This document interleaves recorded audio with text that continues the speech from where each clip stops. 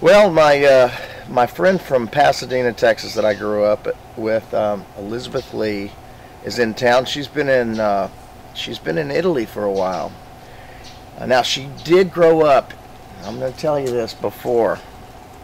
She did grow up in Pasadena. I've known her since she was about 5 years old. But she spent a lot of time in Italy, and she's got a lot of great recipes and stuff, and she's a hell of a cook. But don't let her fool you. She's not Italian.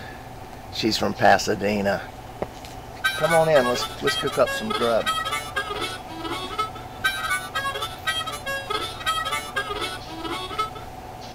What is going on, Bo? You chopping her up? You know what it is? I'll tell you what it is. She just the BMF. The BMF. No, non è quello. Scusa, ho capito tutto. Troppo lento. Ti devi fare molto più veloce. Perché? Sì. Perché io sono qua per cucinare. Sì. Per piacere. How can you expect you can make a love in 5 minutes? You gonna cook in 5 minutes? Non parla inglese. See. I'm just like, just demonstrating putting salt in the water because you really need to do that when you're cooking pasta. That's the most important thing. You don't salt the food afterwards. You salt the pasta so the pasta is sufficiently salted, then you don't need to salt it. Comprende. Exactly. And a lot of people think that you need to put oil in the water. You don't need to do that either because you want whatever sauce that you're making to stick to the pasta. If you oil the pasta, it's too slippery and it just falls right off. So you don't put oil in the water. It won't stick together. And if you're worried about it, when you dump it out into the strainer, put a little olive oil on it then in the strainer and mess it around, and then it won't stick together. But really, when you're cooking pasta, as soon as it's done, it should go right out of the strainer into the pan with whatever sauce it's going to have on it and go right to the plate. There's no in between. Washing. It doesn't need to be washed like the laundry. Yeah, exactly. Okay, that's all about salt. Drop of wine. Let's clean the shrimp. Gambaretti. The gambarettis. I've been cleaning shrimp all my life. You see this? Bubba, you want the great grandmother's pot. It's about 250 years old. I'm not kidding you. I love that thing. Well, Bubba, that's like his name, Bubba Gump, right? Bubba Shrimp. Bubba Shrimp. You want fried shrimp, boiled shrimp.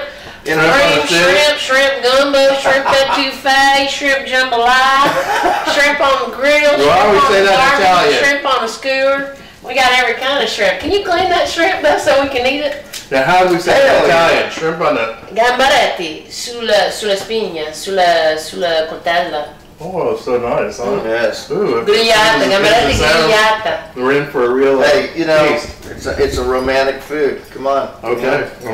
Gambarettis. We got some great Gulf shrimp here. You can tell they're Gulf shrimp because they're pink. They're not our typical bay shrimp, which are brown. The Gulf, of course, I prefer has a little bit more iodine, a little bit more tasty. And they're very plentiful right now. The bay and Gulf is full of shrimp. You got great prices down at the seafood markets in Seabrook. And of course, Arlen's grocery store offers great seafood, fresh Gulf and bay shrimp. Come to Seabrook. Enjoy the fresh seafood.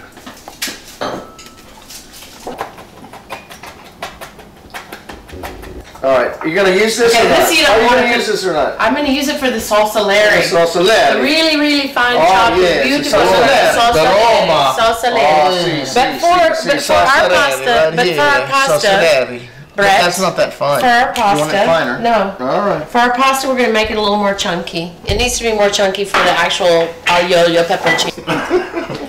This is flat leaf parsley, and this is an Italian flat leaf parsley because that's the only flat leaf parsley there is the Italian. You take it off the stems, and I'm going to make something very special with this, and I'm going to leave it with Bo so that he can have it in his fridge. So we're going to use all the parsley tonight, but the parsley that we're using for the dish that I'm creating, you only need a little bit. So, the aglio olio con peperoncino, aglio olio peperoncino gambaretti. The gambaretti is the special ingredient because we are, in fact, in Seabrook, so we will use some seafood. But it's a very simple plate. And it's a real family style like we were talking about, and the simplicity of the Italian cooking. Basically, they cook very simply, and so this is a really simple dish, and it's so tasty to eat Eat a little bit of this, a little bit of that, light, organic, fresh, good, right from the farmer to the cutting board to the stove to the table.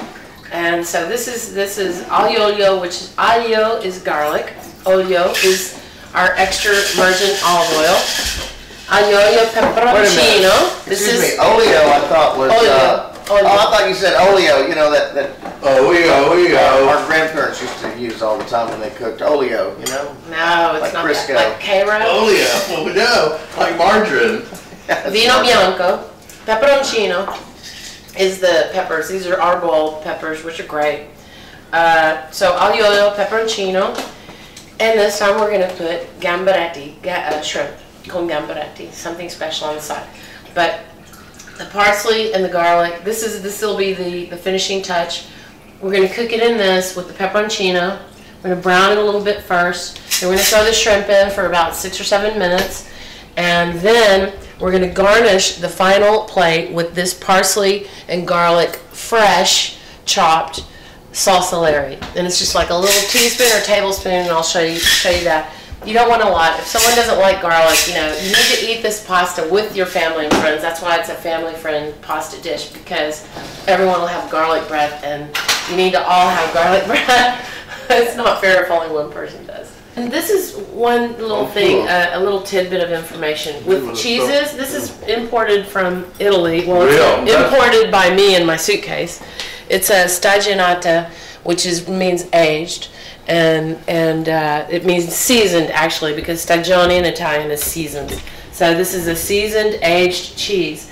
Now, when you're done with the cheese, you can keep the rind, especially with Parmesan or Grana Padano, something like that. You keep the rind, stick it in your freezer, and when you're making a soup, instead of using like a ham hock bone, especially if you're a vegetarian or you don't want to put meat in there, or bone, you can put the rind of the Parmesan, the rind, it gives it the most wonderful flavor. You don't need to put a ham hock. It's amazing. It really enriches the It enriches it. It's amazing. And also this, if you take little thin slices, which I'll bring back the balsamic, little thin slices of that on a plate as an appetizer with just a dribble of balsamic vinegar is so good as an appetizer. It's very tasty. The main thing about Italian cooking is that it's simple, and you really can taste one thing and the other. When they're married together, when they're served together, nothing is supposed to overpower anything else. So it's always a little bit of this and a little bit of that, so you can still get all the flavors of everything that you're eating. And Italians normally don't cook with a lot of ingredients. So tonight we're going to cook really simply like they do. Lasagna, village that's style, a different... very village style, very common. I like that. Quick meal. Family style. And also we can combine it with our...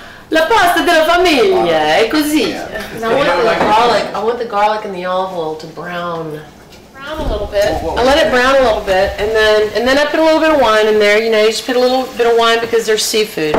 And as hot as it was before, it'll kind of make a loud, steamy sound, but it's really safe and fine. Metal never touches any of the food that I'm cooking. I cook with wooden spoons all the time because it's natural, it's beautiful, and none of its flavor goes into the food. And if it does, and I'm tasting the remnants of a tree, I'm really happy about that, but not metal.